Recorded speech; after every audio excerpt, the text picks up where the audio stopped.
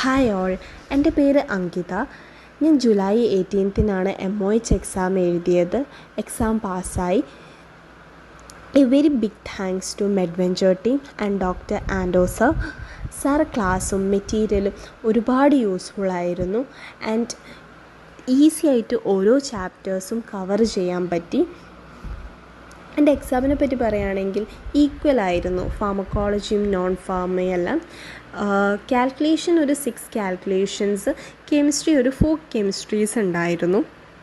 കാൽക്കുലേഷനെ പറ്റി പറയുകയാണെങ്കിൽ 3 ഡയറക്റ്റ് ആയിട്ടുള്ള കാൽക്കുലേഷൻ, ഫയൽ ബേസ്ഡ് കാൽക്കുലേഷൻ തന്നെയായിരുന്നു. ബാക്കിയുള്ളത് അതിൽ ഇക്വേഷൻ യൂസ് ചെയ്തിട്ട് വാല്യൂസ് റീപ്ലേസ് ചെയ്യേണ്ടതായിരുന്നു. ആൻഡ് ദെൻ ഞാൻ എങ്ങനെ പഠിച്ചതെന്ന് വെച്ചാൽ, ഫസ്റ്റ് ഞാൻ സാറ് ക്ലാസ് മുഴുവൻ കേട്ടു.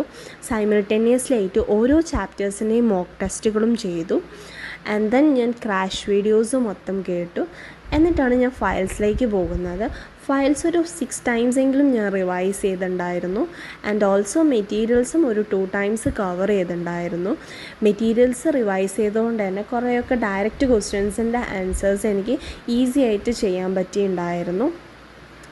And also a big thanks to Google sir, Aditya ma'am and also Ashley ma'am.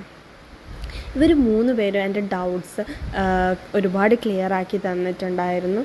I am very thankful to them. And also ഇനി exam എഴുതാൻ പോകുന്ന എല്ലാവർക്കും and all the very best.